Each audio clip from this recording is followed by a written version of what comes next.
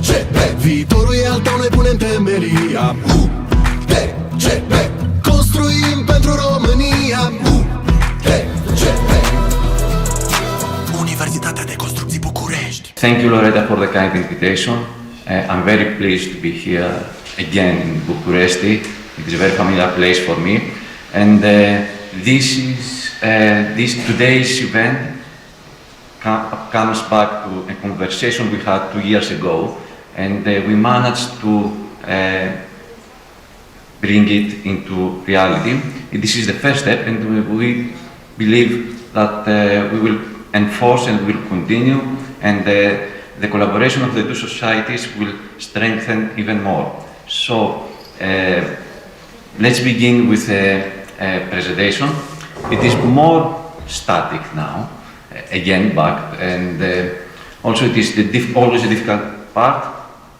After 3 very interesting lectures and distinguished lecturers, and before lunch.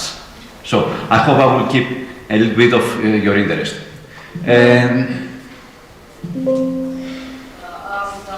Down. So, what's all about the second generation of Eurocode is for structural and geotechnical engineering.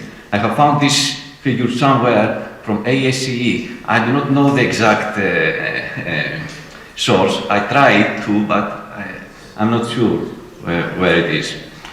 So, but it is a very nice figure that portrays the need for geotechnical investigation.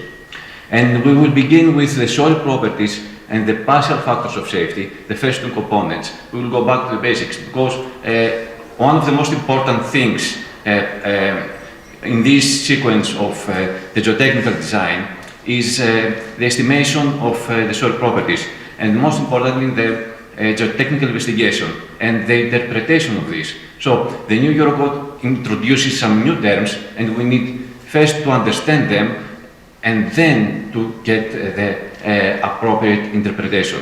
And this is also important so that we can communicate with the structural engineers. And all right. So we have these 4 definitions. We have the characteristic strength, which is more or less what Loretta said. It is the 95 probability of the mean or the inferior value based on a hypothetical unlimited test series. This is a statistical method. And we have the nominal strength, which is a new term, which is the well-known cautious estimate of the same mean or inferior superior value based on previous experience and on similar conditions. And this is the empirical method. Both can be used to take the representative strength, either independently or in having both information. And we may also apply a conversion factor for scale effects, moisture, temperature effects, material aging effects, and generally any other parameter that will affect the material property throughout the project's lifetime. And if we use a material factor approach that we talked about, then we also need the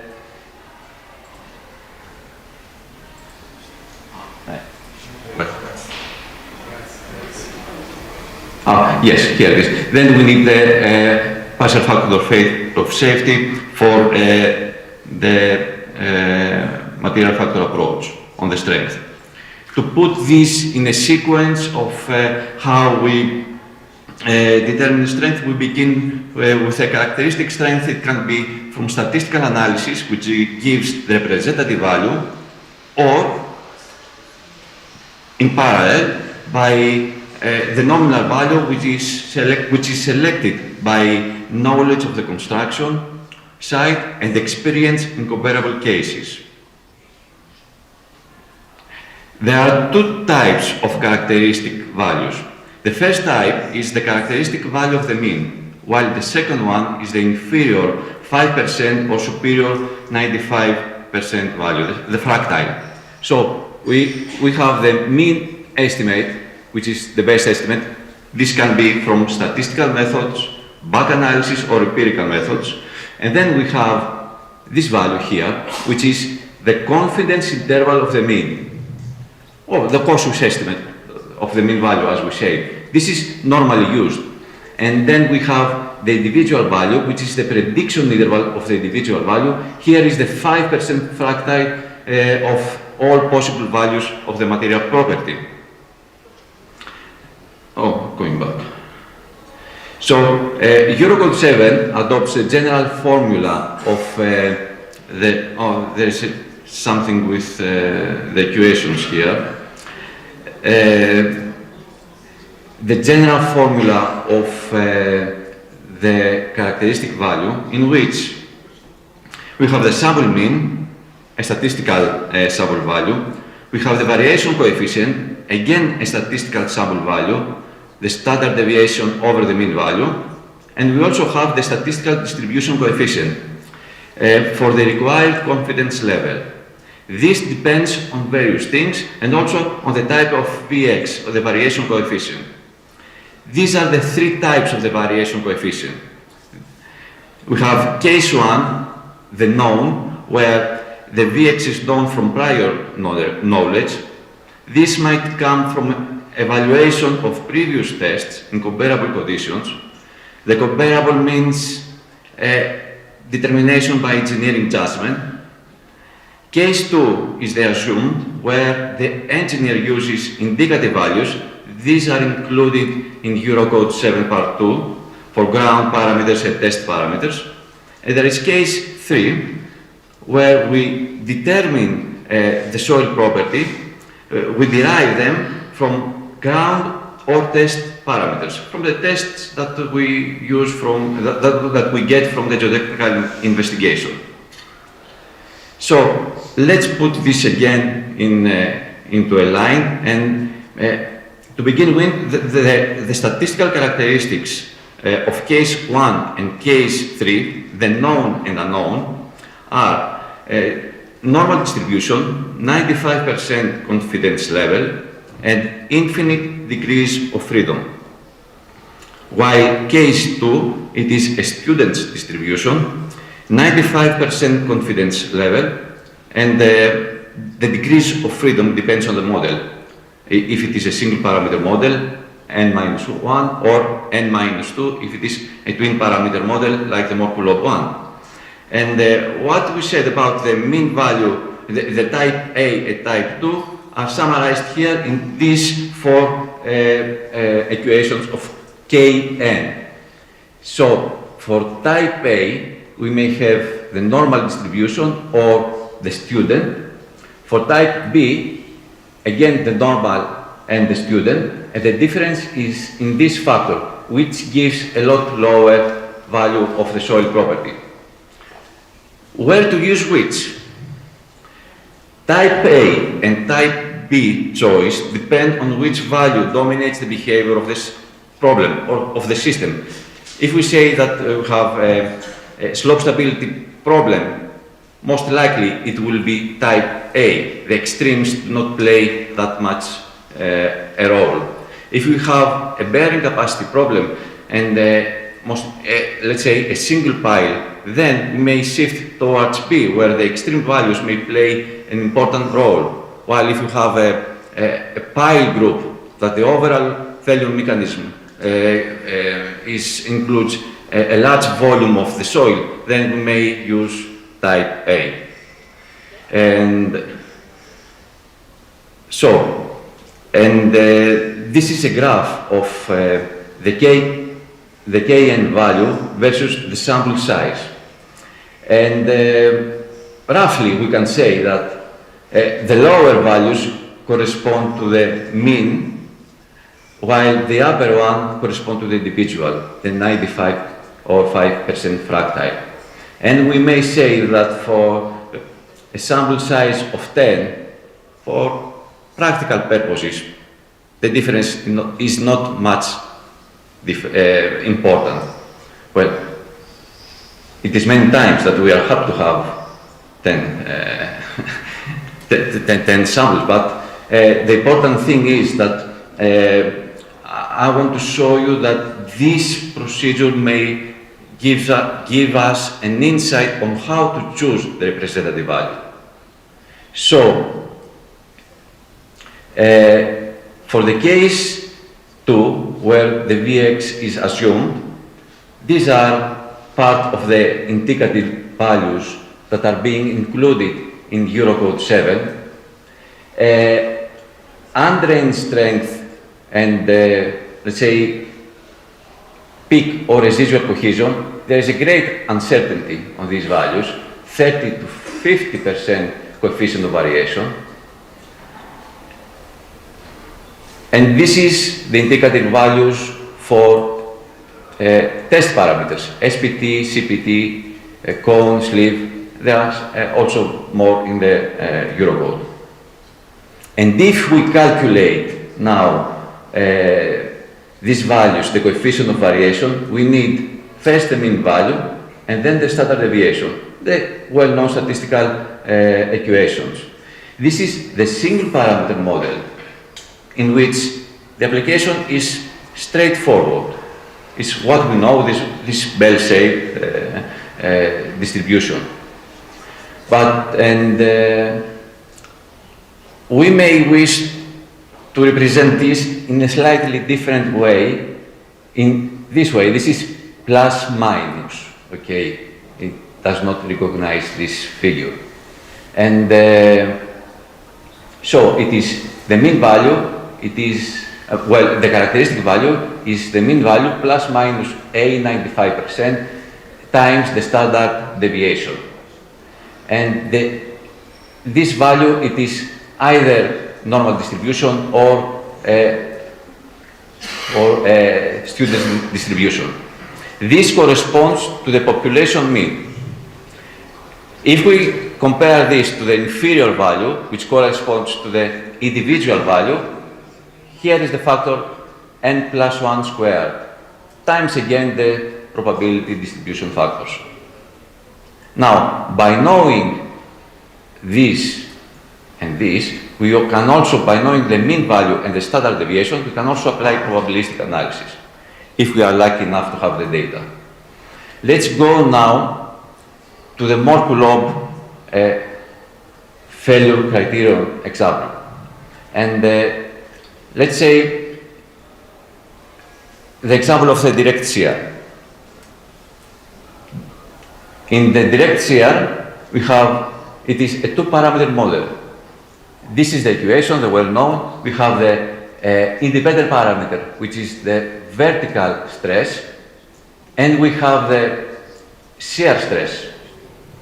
We get data of the independent variable and the measure, which is the response. A regression of this gives the mean value, the black line. And what we want to get is the dashed green line, which is the characteristic one. This characteristic value comes now from a statistical evaluation, again of the mean or the individual value, in a slightly different way than that of the single parameter model that were shown before, in a slightly different way than this one, that we all know. Oh, I'm going back.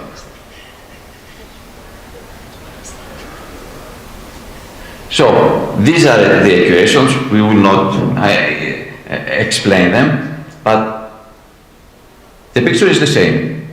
The characteristic value of tan phi k, the mean value, minus A95 times the standard deviation. Again, for the characteristic value of cohesion, the mean value, the A95% and the standard deviation. The A95% can be normal or student distribution. And for the type B, the inferior or superior value, this is the difference, n plus 1 squared. I applied this data, these equations, in a series of data kindly provided by Michalis Bardanis. It is data of granular fill material from a quarry in Etika, Prefecture, Greece. It is the largest direct shear device in Greece and one of the largest in the world, designed by my friend Bardanis, Michalis, and it is operated in Edafos SA laboratory. This is the device, a very specialized device that applies direct shear to granular film material.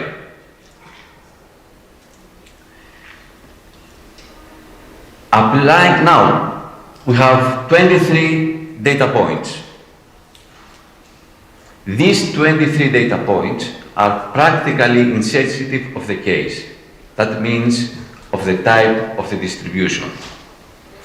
That means that we expect that no matter what the Kn value, the type of distribution is, that we will get more or less, for engineering purposes, the same characteristic value for the mean, two cases, and for the individual. So,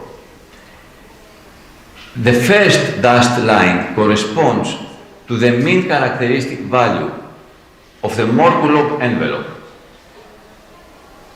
a CK, which, while the solid one, it is the mean value, 50 kPa, 46 kPa. The lower dashed line corresponds to the individual characteristic value of the Morkulov failure criterion, where the cohesion has dropped to 28, 29, depending on the case.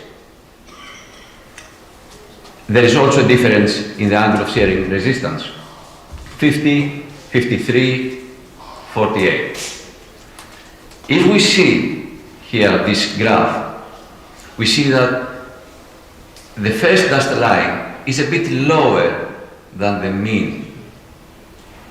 So, if we go and draw by hand what is the expected mean characteristic value of the Morkulov envelope, I definitely believe that we will go lower.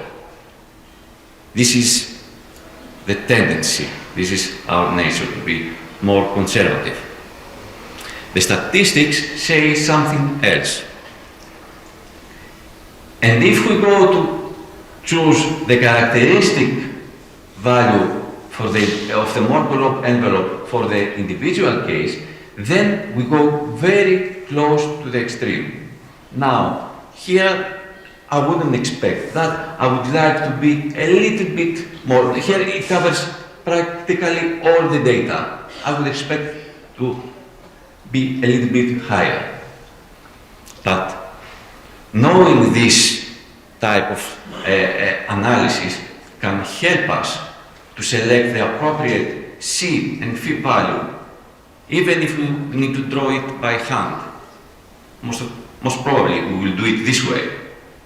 But we need to know what these two values stand for in order to select them appropriately. And this is now the message I want to deliver from this figure. And having determined the characteristic value, we need to get the design value. And there were previous mentions in the consequence class, which according to the EN 1990, we have two different classifications. One comes from two different criteria. The first one is the loss of human life or personal injury. And the second one is the economic, social, or environmental consequences. And it goes from CC0, very low, insignificant, to CC4, extreme and huge. Eurocode 7, part 1, adopts these four, not the CC0, and gives classifications for CC1, CC2, and CC3. This is something new, harmonized with Eurocode 1990. And from this, we get two values of CC. We will choose the most unfavorable one, the higher one. This is an important aspect because this value of CC will give us the consequence factor, as we will see in the next slide. Here are the consequence factors depending on the classification of CC. CC0 is used. So, last week or 10 days ago, I'm not sure, there is a very interesting publication from JRC. Many more details can be found there. I also, this is published in this web page. Currently, I typed 3, it is 4 guidelines for Eurocode 97. 2 more to come, so I strongly encourage you to visit regularly this web page for the supporting material for the old one, the existing and the upcoming ones. So let's move now to the ULS partial factors of safety.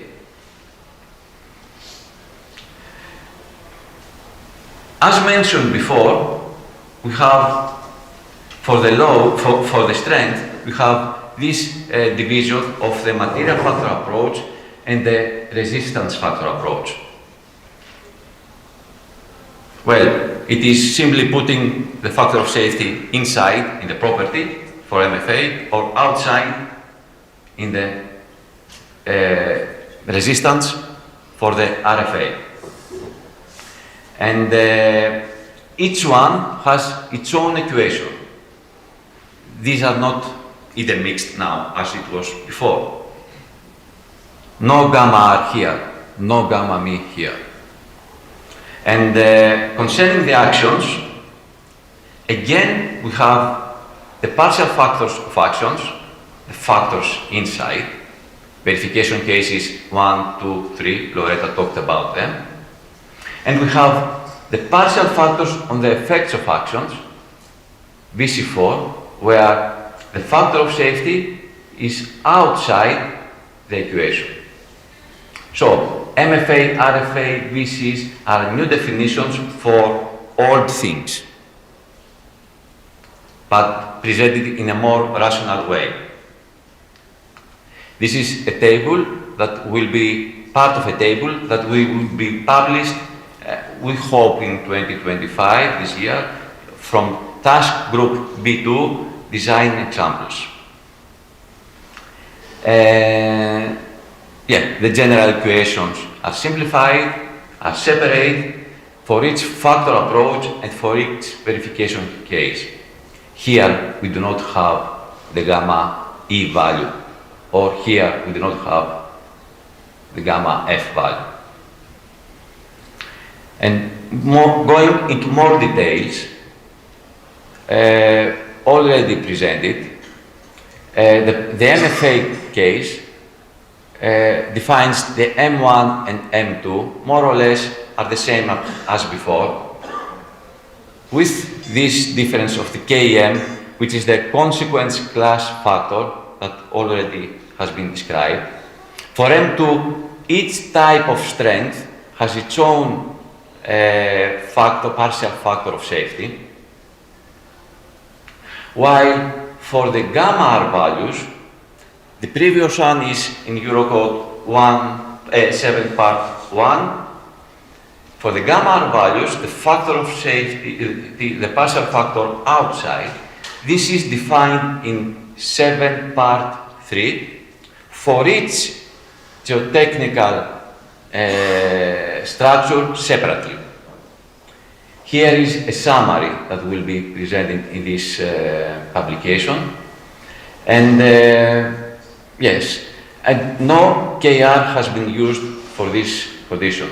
Consequence classes has not been used for the RFA approach that uses gamma R. Now, let's go to the VC new definitions. For the structural geotechnical design, we have VC1, already explained. For geotechnical purely design, we have VC3, VC4. What it is about? VC1, we have factors of safety on permanent and mobile loads, VC3 we have partial factors on mobile loads, while in VC4 we have the partial factor of safety outside.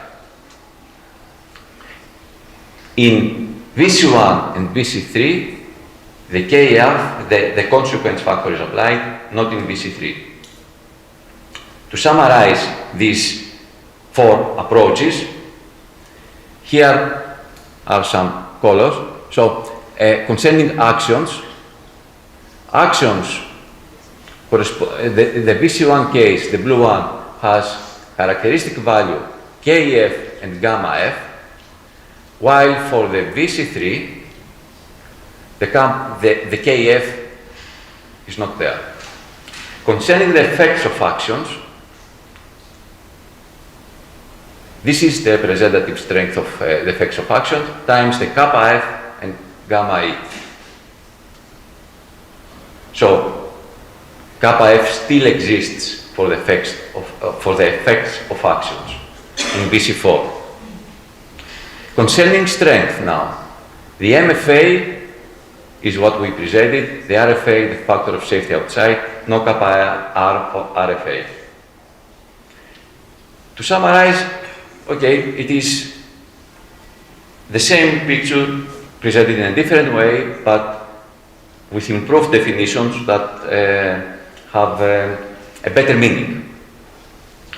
This is the correspondence with the first generation, DA1, DA3, DA2, DA2 star. It is all here. Nothing different, but better definitions that also come into better agreement with Eurocode, with the rest parts of the Eurocode that are not geotechnical. Let's see how the consequence factor class affects the factor of safety and the definitions. In all cases, the CC2 or GCC2, it is where the blue and the orange are not applicable. And if you have a big, high importance, high exposure building, then we have CC3.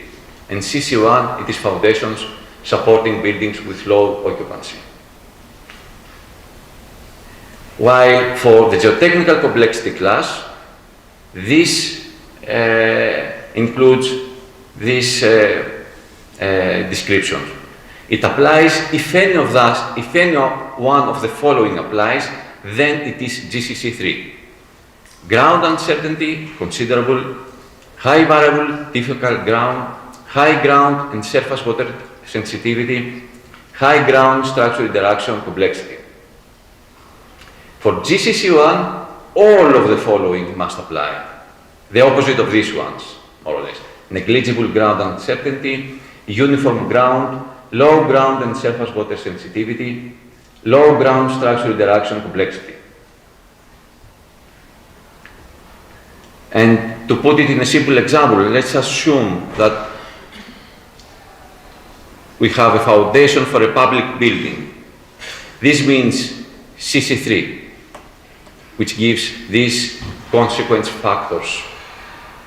While if you have significant uncertainty of ground conditions, this gives GCC3. Together, these interact in this matrix to give the GC3, which is the geotechnical category, and Eurocode 7 describes ways to ensure the required reliability and level, also Eurocode 0, Loretta explained about that. So these classifications corresponds to measures to ensure the reliability that we will have the desired results, while this one is for analysis purposes purely. And if we put all these factors, partial factors of safety together, and we try to get an equivalent total, let's say, factor of safety, gamma for the case A and B, which corresponds to the old DA approach, these are the case. C, it is the old DA3 approach, this is the K, and here are the old DA2 approaches.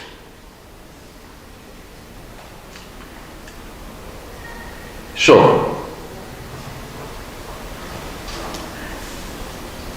let's move to the bearing capacity. We talked about the characteristic strength, we talked about how we select the partial factor of safety. Now we shift to the ultimate limit state. We have two ways to do this.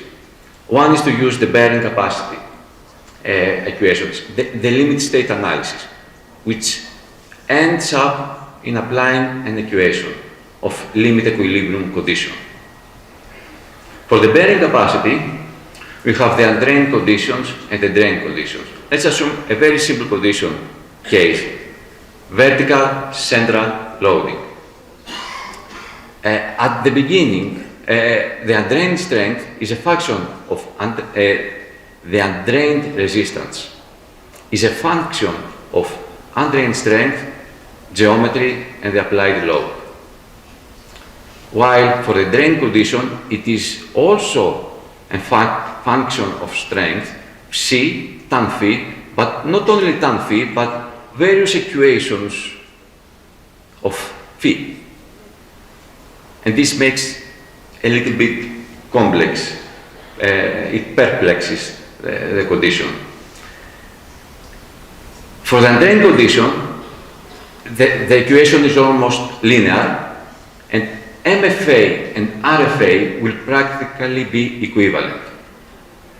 For the drain conditions, this non-linearity, and in other cases, not only bearing capacity, MFA may give different results from RFA. And when selecting the approach, in my opinion, for the national annex, we have to be careful about that.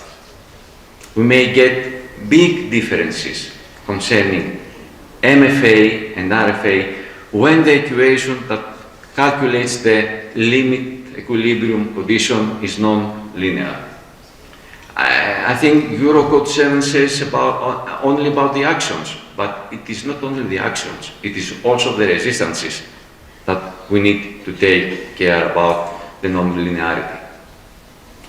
And I will present a comparison of this via this over-design factor, which is the resistance over the action, which should always be greater or equal to 1 to satisfy our design check criteria.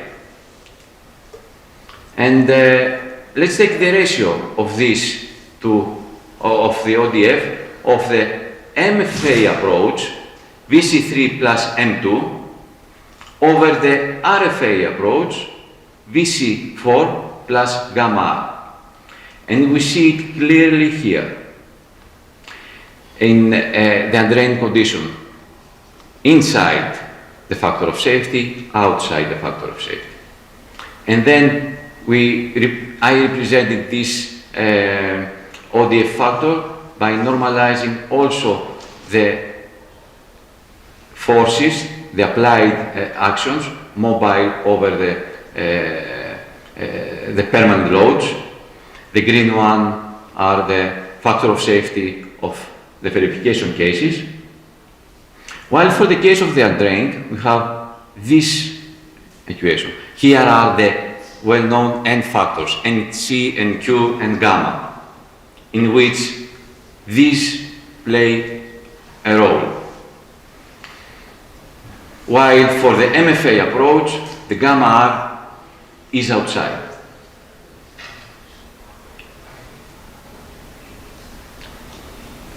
So let's have a graph of this over-design factor for MFA over the over-design factor for RFA versus the normalized actions.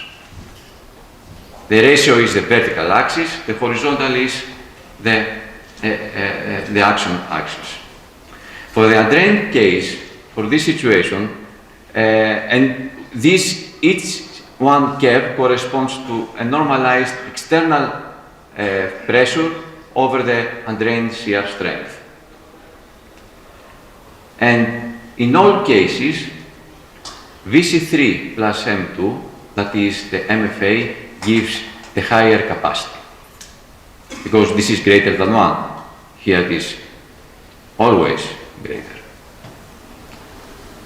I do not say that which is right or wrong. I'm just saying that we get different results based on our national experience. We have to be careful on what to choose. And if we do the same for the drain conditions, here it is the for zero external load, the picture is a little bit different.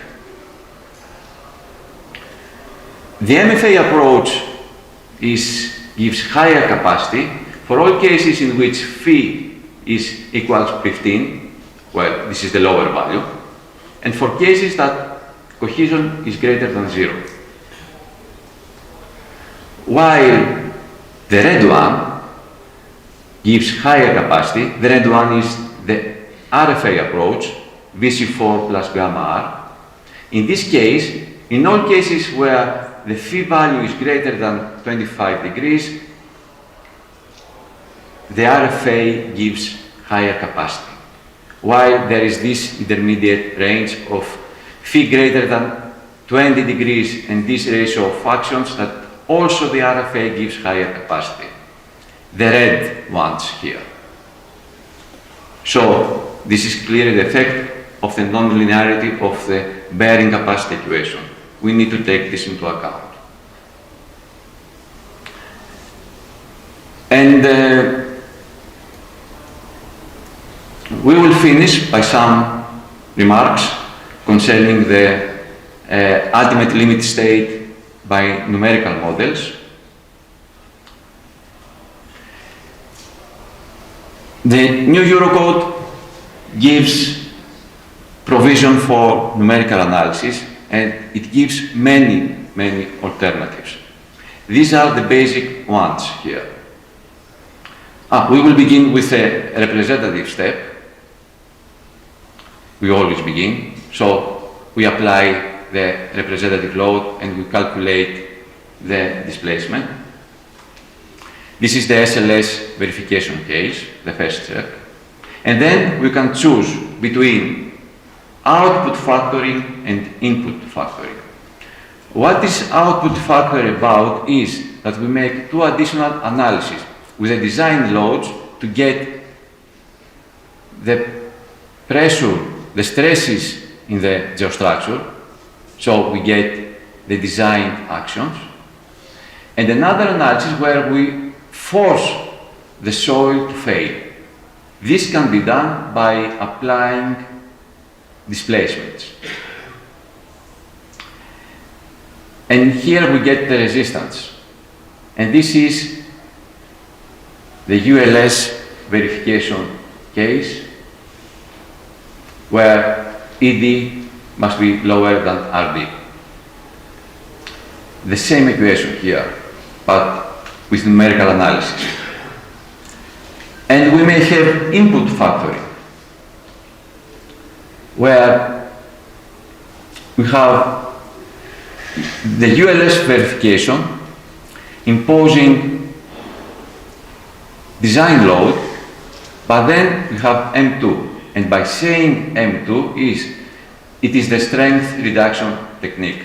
We begin with M gamma M equal to 1, and then we gradually reduce this up to the condition that the complete structure fails.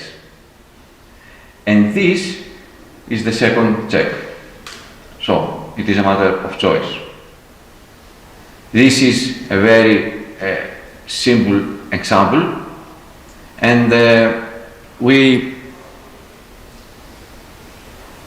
may represent here the SLS representative step by applying the representative load, and we get the displacements. Here is the ULS output factoring step, where we apply representative values and we force, this is the failure mechanism that is being, that we get by applying the displacement. So we need to get the pressure on the foundation from this analysis. And then it is the input factoring step, in which I do not have an analysis here, but I just tabulated how we will perform even if the software does not allow us to do direct strength reduction technique. We begin with a representative value and we gradually reduce by the gamma m factor the values, careful on what fee to insert into the software, and then we make the analysis. So,